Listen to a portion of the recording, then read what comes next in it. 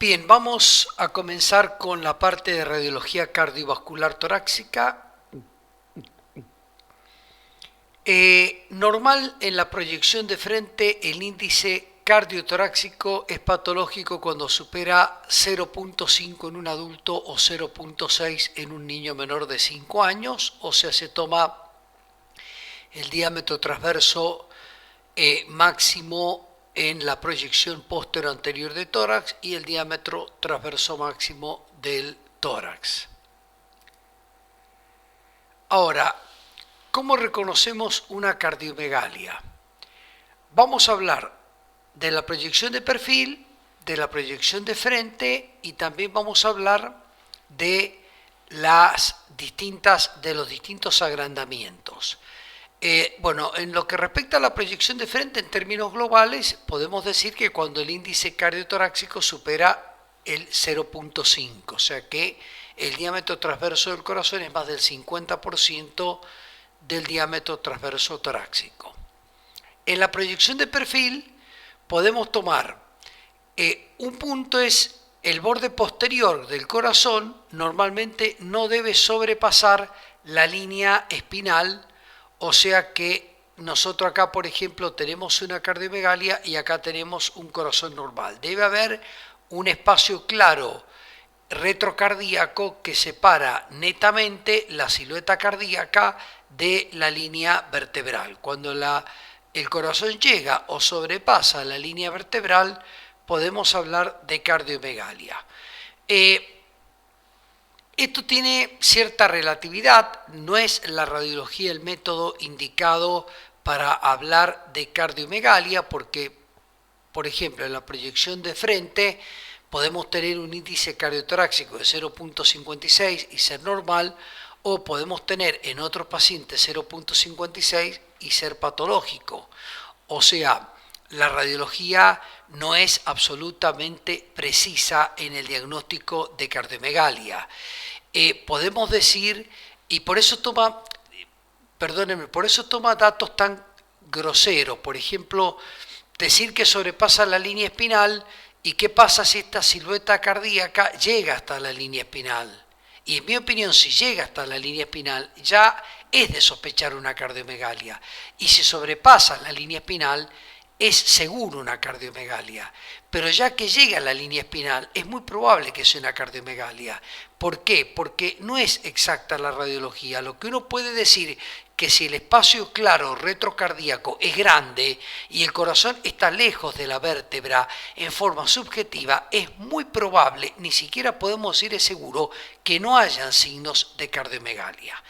¿Por qué? Porque es muy grosera la radiología en la evaluación, muy imprecisa. Es decir, que si yo quiero detectar una cardiomegalia leve, yo tengo que recurrir a la ecocardiografía para poder detectar cardiomegalias leves, donde tengo mediciones mucho más precisas. Incluso el ecocardiograma se puede hacer en un modo que se llama monodimensional, que puede medir cada cavidad cardíaca en sístole y en diástole. Entonces, esto es como para decir, tengo una apreciación general. Lo mismo con el espacio aéreo retroesternal. El espacio aéreo retroesternal normalmente, si ustedes ven el normal, yo tengo que el tercio inferior del esternón contacta con el corazón. Después el tercio medio, esto es la costilla, que cuidado ustedes pueden pensar que es la silueta cardíaca está detrás de esta costilla, o sea, el contacto empezaría acá hacia abajo. Yo tengo 2/3 superiores libres. Sin embargo, yo acá tengo un contacto que prácticamente, si tomo el esternón, en vez de ser 2/3 superiores libres, prácticamente en la mitad del corazón está en contacto con la silueta cardíaca y la otra mitad no. Esto grosero, explicado así, yo puedo hablar de cardiomegalia. ¿Por qué? Porque yo estoy viendo un contacto retroesternal que sobrepasa ampliamente el tercio. Es como decir, mitad del esternón contacta desde el diafragma hacia arriba con el corazón y la otra mitad está libre. Cuando normalmente tengo que tener 2/3 superiores libres y 1/3 contactando el tercio inferior. Entonces acá yo puedo hablar de una cardiomegalia anterior y puedo hablar de una cardiomegalia posterior porque sobrepasa la línea espinal. Pero aun cuando llega a la línea espinal y el espacio claro retrocardíaco está obliterado, yo puedo sospechar con muchas posibilidades de que haya una cardiomegalia. Pero cuando sobrepasa puedo asegurar que hay una cardiomegalia. Bien, ahora, como les dije, estos son casos francos. Hay muchos casos leves entre esta franca cardiomegalia y este normal, que puedo tener la línea cardíaca posterior cerca de la columna, puedo tener obliterado un poquito más de un tercio del espacio retroesternal sin llegar a ser la mitad. Y esas cardiomegalias leves, entre comillas, o posibles cardiomegalias leves, puede haber rotación del tórax cuando se tomó la radiografía, hay variantes anatómicas, o puede haber una cardiomegalia leve. Entonces la radiografía puede determinar una normalidad absoluta o una cardiomegalia franca.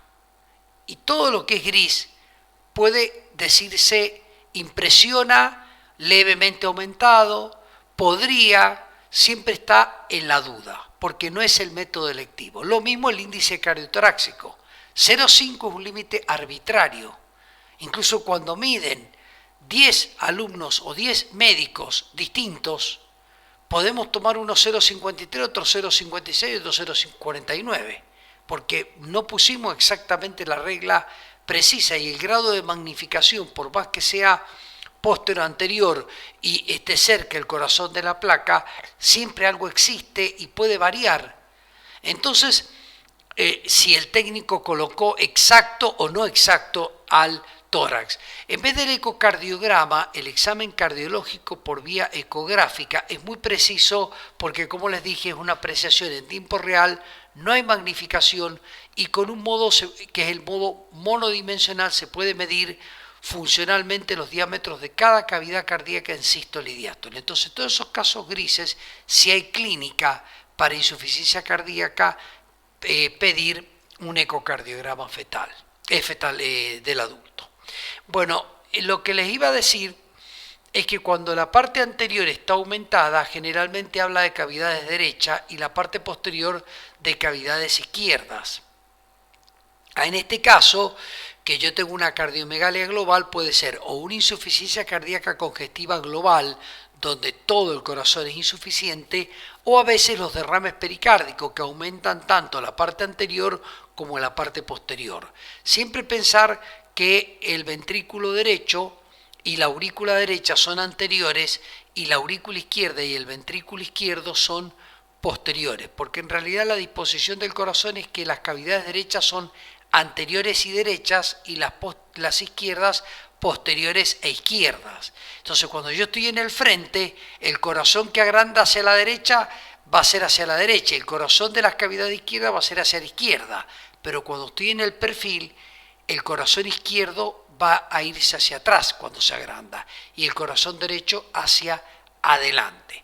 O sea que el responsable de que se oblitere el espacio retroesternal es el corazón derecho y el responsable de que la línea cardíaca sobrepase la línea espinal o vertebral es aurícula y ventrículo izquierdo.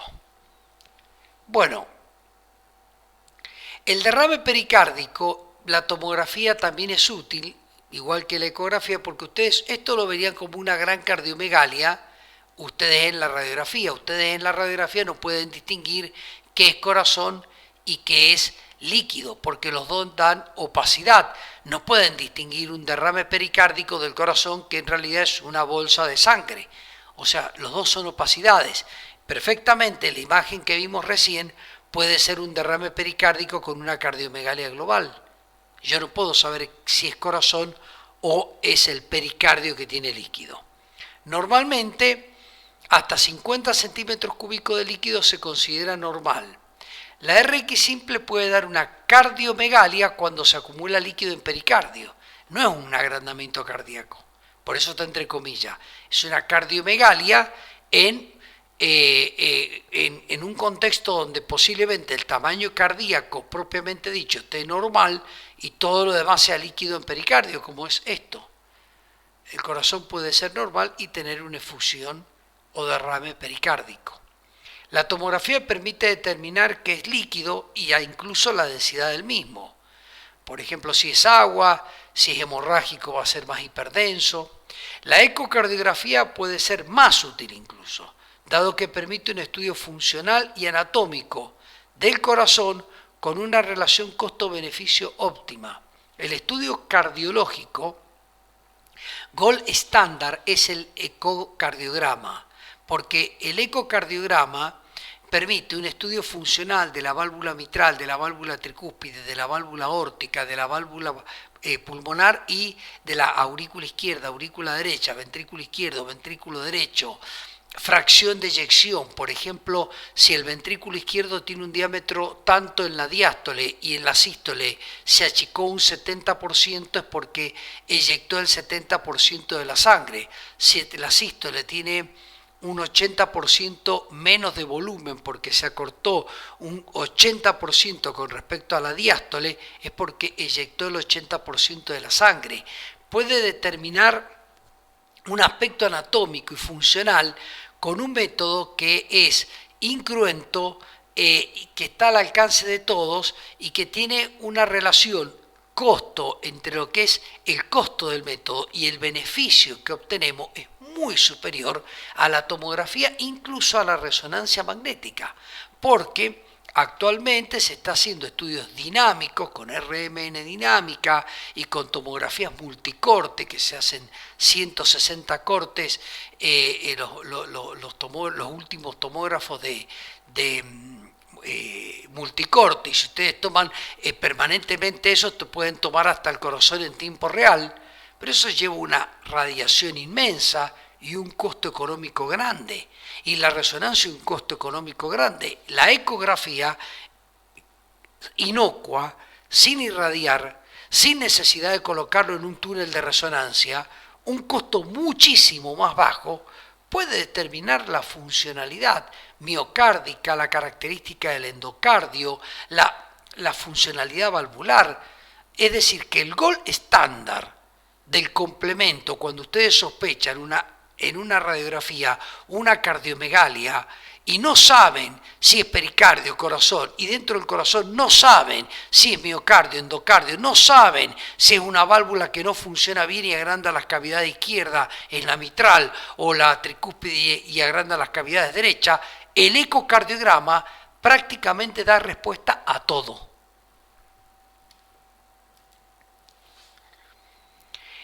Cuando el agrandamiento a predominio izquierdo, que es la llamada silueta aórtica, porque el agrandamiento izquierdo lo que hace es que la punta del corazón se desplaza hacia abajo y hacia la izquierda, o sea, la punta cardíaca se va más hacia el borde izquierdo, o sea que entre el borde costal izquierdo y el corazón queda poca distancia, y hacia abajo produciendo una asimetría, un descenso del hemidiafragma. Normalmente tiene que estar 1 centímetro por debajo el izquierdo del derecho, un descenso del hemidiafragma. Y ustedes esa punta cardíaca hacia abajo y hacia la izquierda es típico del agrandamiento ventricular izquierdo, que es el que produce la punta del corazón.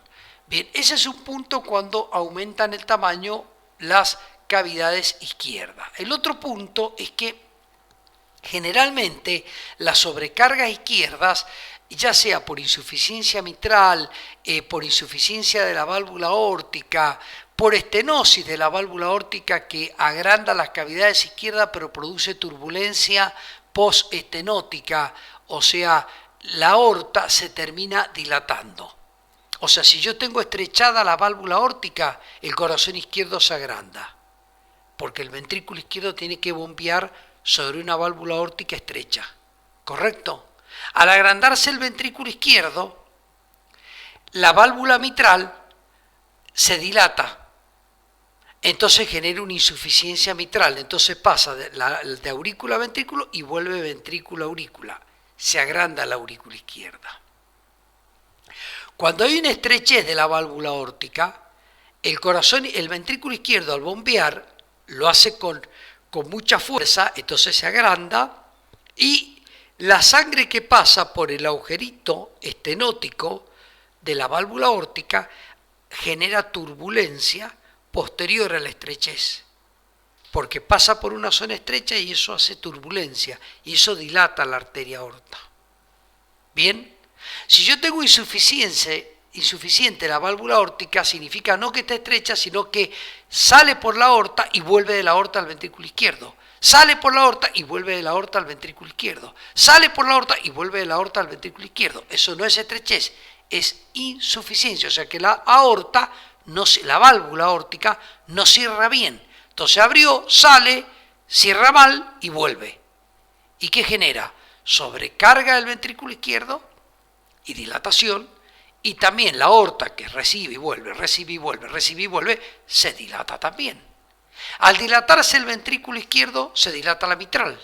Al dilatarse la mitral, se genera una insuficiencia, o sea, del ventrículo izquierdo vuelve a la aurícula. De la aurícula vuelve al ventrículo, porque la mitral al dilatarse no cierra bien. Entonces, va la sangre de la aurícula al ventrículo, el ventrículo a la aurícula, de la aurícula al ventrículo, el ventrículo a la aurícula. Si yo tengo un paciente hipertenso, dilato a la aorta. La hipertensión arterial sobrecarga, es una hipertensión sistémica, aórtica, del sistema aórtico, y dilata la aorta.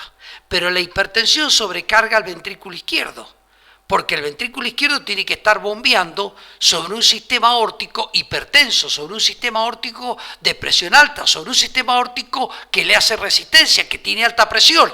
Entonces el ventrículo izquierdo se termina dilatando. Se dilata el ventrículo izquierdo y se dilata el anillo valvular de la mitral. Entonces ya la mitral no cierra y refluye de la mitral, del ventrículo a la aurícula, de la aurícula al ventrículo, del ventrículo a la aurícula, y se dilata la aurícula. O sea que es imposible prácticamente separar agrandamiento ventricular izquierdo y que no genere a la larga un agrandamiento auricular izquierdo y que no se asocie generalmente a un agrandamiento aórtico.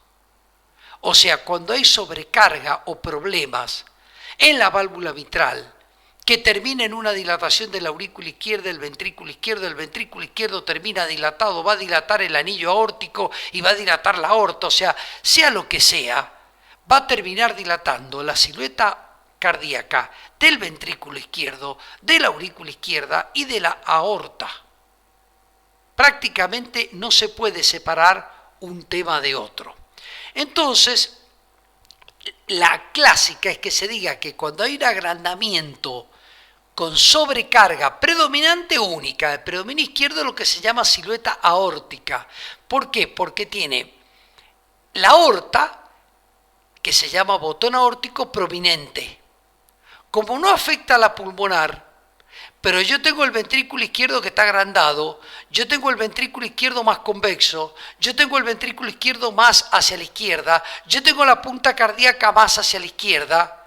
Entonces, el arco del ventrículo izquierdo es más saliente, el arco de la aorta es más saliente y la pulmonar queda escondida. Entonces, el arco medio que corresponde a la pulmonar, queda cóncavo, queda metido, porque la pulmonar corresponde al sistema derecho. La pulmonar sale del ventrículo derecho, ahí sí no tiene nada que ver. Entonces, cuando ustedes tienen paciente hipertenso, paciente con estenosis aórtica de la válvula, paciente con insuficiencia de la válvula aórtica, paciente con insuficiencia de la válvula mitral, pacientes con insuficiencia cardíaca izquierda por cualquier motivo, miocarditis que afectó el miocardio, miocardiopatía que afecta más al corazón izquierdo por cualquier enfermedad.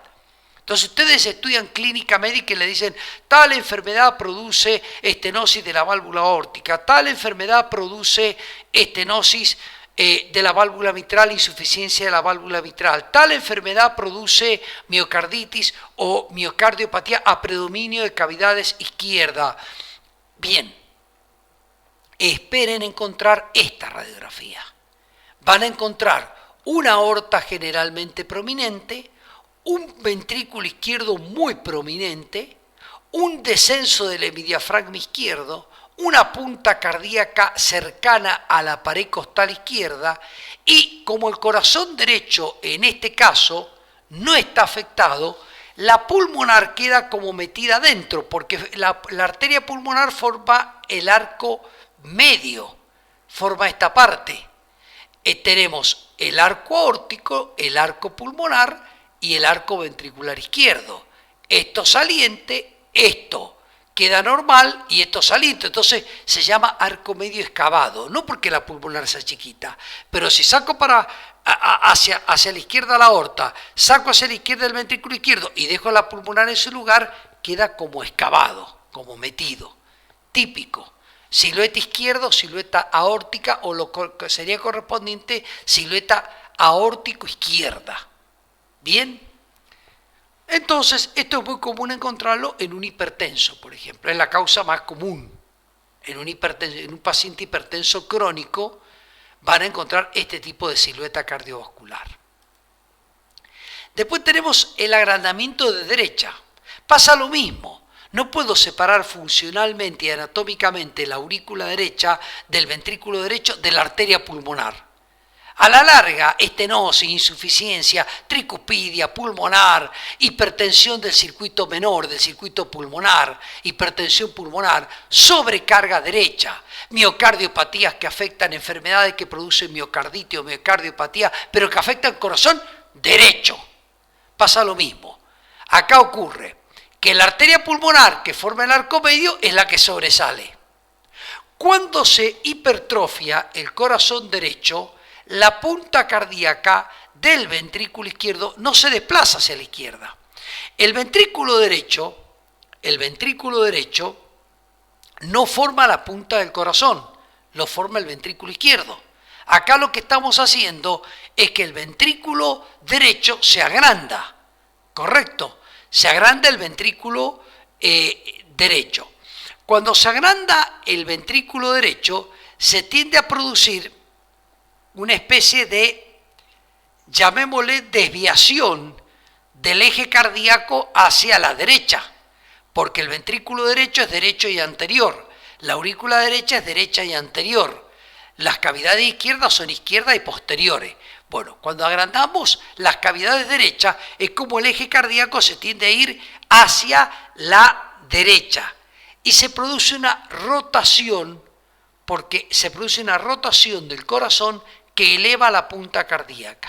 Es lo contrario al izquierdo. Si ustedes ven el diafragma izquierdo y la punta cardíaca no contacta con el hemidiafragma. Lo otro es que la punta cardíaca, al rotar el corazón, el agrandamiento del ventrículo derecho genera una rotación hacia la derecha del corazón. La rotación hacia la derecha hace que la punta cardíaca izquierda se eleve y parte de la punta cardíaca la pasa a formar el ventrículo derecho grande, ya no es el izquierdo, patológicamente hablando. Porque el corazón derecho aumentó, el corazón derecho se agrandó, el ventrículo derecho se agrandó y tiene dos efectos. Que la punta cardíaca, el ventrículo derecho le dice, ya no sos más vos el ventrículo izquierdo propietario de la punta cardíaca. Ahora la punta cardíaca la formamos los dos, parte del ventrículo izquierdo y parte del ventrículo derecho. El ventrículo izquierdo termina en forma triangular. El ventrículo derecho termina en forma triangular. Son dos vértices, pero si yo uno un vértice con otro, forma un cono truncado. O sea, es como decir, si yo uno dos vértices, el vértice es más redondito. Una cosa es tener un triángulo y otra cosa es tener dos triángulos que formen la punta cardíaca. Si yo tengo dos triángulos que forman la punta cardíaca, es como que tengo dos vértices. Es como duplicar el tamaño de la punta. Entonces la punta ya es más redondeada. Entonces cuando ustedes ven esto, punta cardíaca redondeada y elevada que no contacta con el diafragma, porque yo veo que la punta cardíaca debe ser la parte más saliente hacia la izquierda. Este es hemitórax izquierdo. ¿Cuál es la parte más saliente? Y está acá. ¿Y por qué la parte más saliente no contacta con el hemidiafragma? Porque está elevada. ¿Y por qué la parte más saliente es redondita y no un vértice triangular? Porque está formada por los dos ventrículos. Ya tiene dos triángulos. Entonces se redondea. Entonces cuando yo tengo la punta cardíaca elevada, redondeada y el arco medio de la pulmonar saliente más grande que el arco órtico, más grande, cuando normalmente el arco órtico es mucho más prominente y la pulmonar mucho más excavada. Por supuesto, cuando sea acrecienta pasamos a la otra silueta, pero lo normal es que la aorta sea más grande que la pulmonar. Lo normal es que el botón aórtico sea prominente y el arco medio pulmonar un poquito excavado. Bueno, acá el arco aórtico ni se ve, el arco pulmonar es muy saliente, la punta cardíaca está redondeada y elevada. Y al agrandarse la aurícula derecha, el contorno derecho, acá no se nota tanto en esta, pero en la imagen del medio pueden ver el contorno derecho del corazón tirado hacia la derecha. Acá tiene aspecto, cuesta mucho porque, fíjense, acá lo que cuesta mucho es la cardiomegalia es muy franca.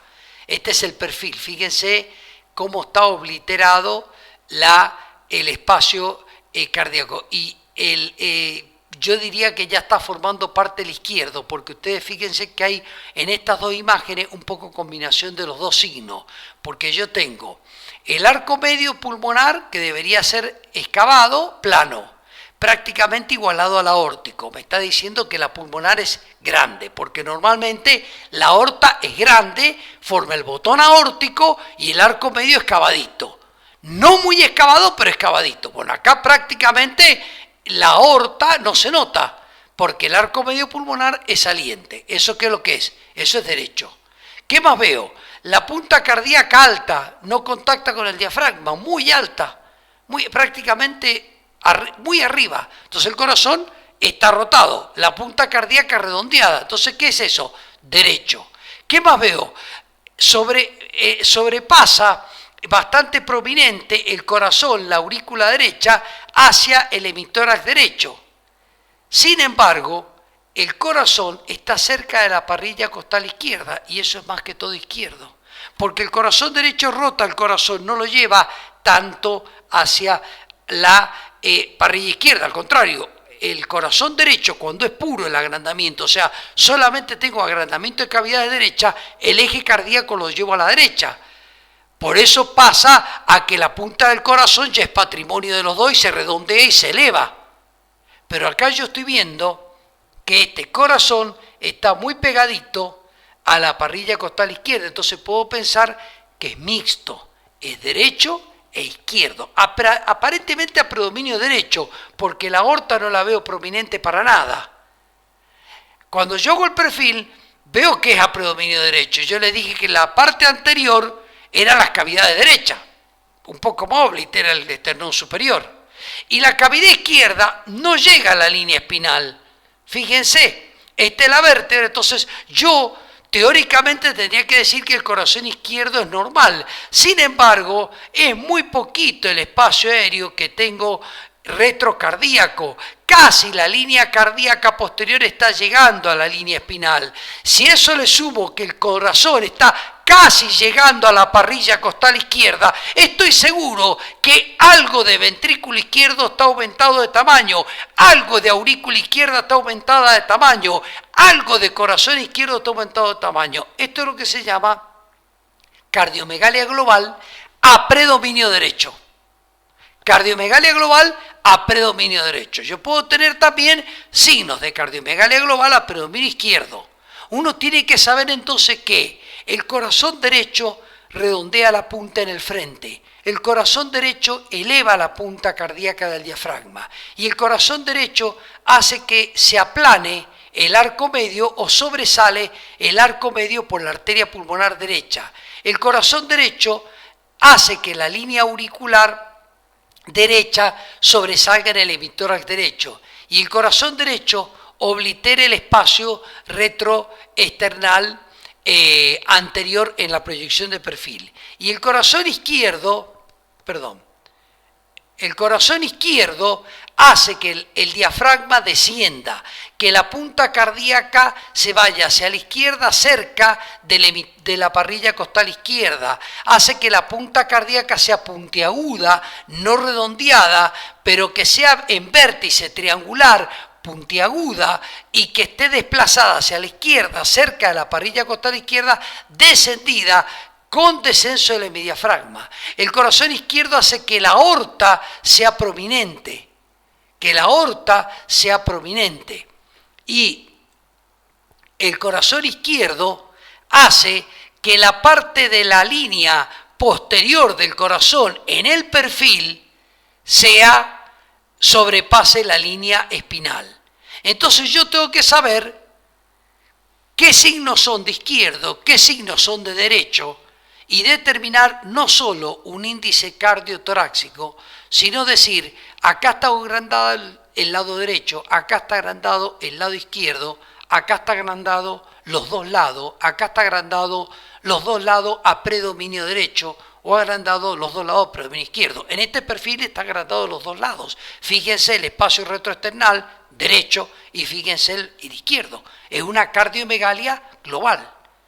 ¿Correcto? Entonces, ahí está el derrame pericárdico, ahí está la silueta izquierda, eso es un corazón izquierdo, este es el derecho puro y este es un mixto. Esto es un mixto, a predominio derecho.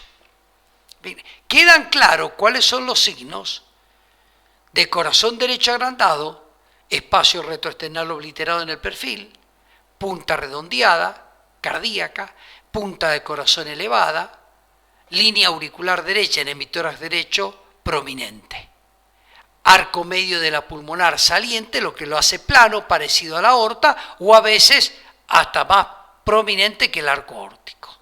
Queda claro cuál es el corazón izquierdo: arco aórtico prominente, arco medio excavado, punta del corazón a la izquierda, punta del corazón puntiaguda, descenso del hemidiafragma, y en la proyección de perfil el espacio retrocardíaco obliterado llegando a la vértebra o sobrepasando. Si la sobrepasa estoy seguro, si no le llega o no la sobrepasa es posible. Acá aparentemente es posible. Eso es el izquierdo. Y después la mixta, la cardiomegalia global.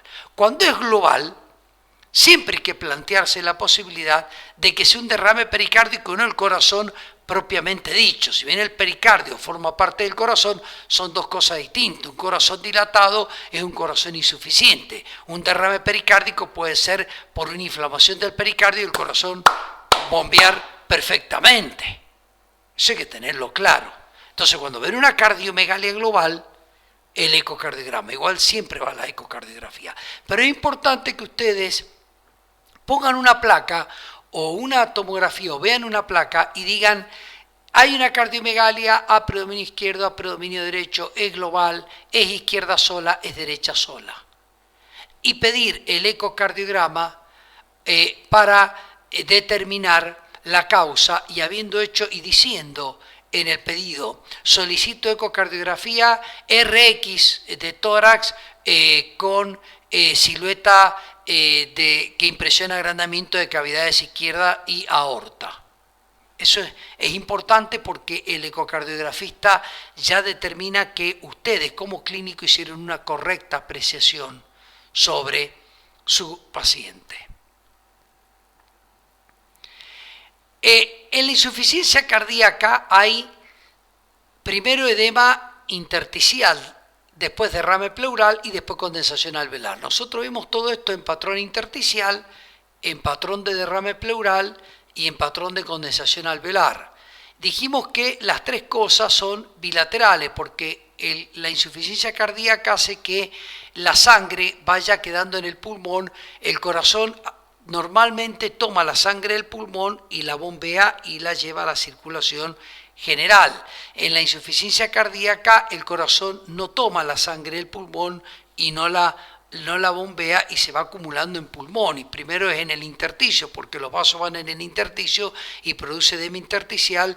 Luego el segundo punto son las venas pleurales viscerales que trasudan líquido y finalmente se inunda lo que se llama espacio aéreo. ¿Cuál es el espacio aéreo del pulmón? El alveolo. Y eso da una condensación alveolar. Y da en este orden. Primero el edema intersticial, después el derrame pleural y después la condensación de tipo alveolar, generalmente todo bilateral. Con respecto al intersticial, a predominio basal siempre, por una cuestión de presión hidrostática, se empieza a acumular la sangre más abajo, en las bases pulmonares, cuando el corazón no responde. Y de un patrón reticular o retículo nodulillar típicamente intersticial, bilateral difuso y más los signos de cardiomegalia y demás. Bien, ahora es interesante esto de las líneas B y A de Kerley. Kerley describió que como signo incipiente de patrón intersticial de origen cardíaco, aunque pueden darla cualquier intersticiopatía, pero se suele acumular por una cuestión de declive cercano a los senos costofrénicos. ¿Por qué? Porque es obvio, cuando el corazón no funciona y no lleva la sangre pulmonar al corazón, se empieza a acumular en los pulmones. Pero si yo vivo de pie, nosotros somos bípedos, estamos de pie, se va a ir hacia las bases el líquido acumulado, la sangre, y la sangre empieza a trasudar en el intersticio más en las bases que en los vértices. Primero. Entonces, cuando empieza a acumularse en las bases, lo primero que hace es llenarse las bases, hasta que empieza a exudar hacia las bases. ¿Y hacia dónde? Las zonas más declives. Las zonas más declives son los senos costofrénicos, laterales y posteriores. Entonces empieza a llenarse y a agrandarse el intersticio, ¿dónde? Adyacente a los senos costofrénicos. Entonces, como signo incipiente, uno empieza a ver adyacente a los senos costofrénicos unas líneas transversales, radiopacas, patrón lineal, intersticial, pero en forma lineal, adyacente al seno costofrénico lateral, y esto le llamó líneas B de Kerley. Y algunas veces toman un aspecto muy reticular, más entre el ilio y el seno costofrénico, y le llamó Kerley las líneas A de Kerley. Kerley describe estas líneas A reticular neta entre el ilio y el seno costofrénico, y estas líneas B reticular pero horizontal, adyacente al seno costofrénico lateral, ambas en el lado derecho o ambas en el lado izquierdo o en un lado. Generalmente es más común en el lado derecho la apreciación, y le llamó líneas B, que son más frecuentes que las líneas A, las líneas B de Kerley y las líneas A, como un signo de incipiente edema intersticial, antes que se dé el patrón reticular o retículo nodulillar difuso bilateral, antes del derrame pleural, antes de la condensación alveolar y el edema que inunda los alvéolos, como signo precoz. Entonces Kerley puso el dedo donde, diciendo: cuando ustedes tengan duda de una cardiomegalia, que el índice cardiotorácico esté levemente aumentado, el paciente le falta el aire, busquen con sus ojos los senos costofrénicos, y si ven entre el ilio y el seno costofrénico lateral un patrón reticular, edema intersticial, y si ven líneas horizontales adyacentes al seno costofrénico lateral, edema intersticial.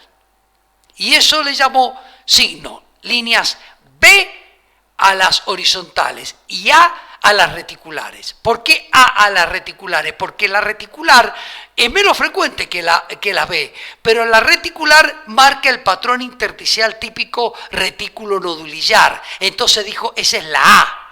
La B es más frecuente en los incipientes, porque cuando ya está la A es porque generalmente ya está todo el intersticio afectado.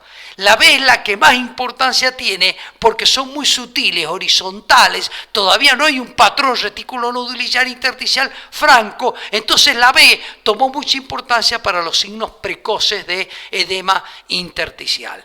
Esto es lo que Kerley describió. Después se dieron cuenta o se determinó que en realidad expresan intersticiopatía. O sea, estas líneas las pueden encontrar en fibrosis pulmonar, en cualquier causa, en linfangitis carcinomatosa, en cualquier causa de patrón intersticial. Pero en el corazón pueden tomar importancia como signos precoces de edema intersticial.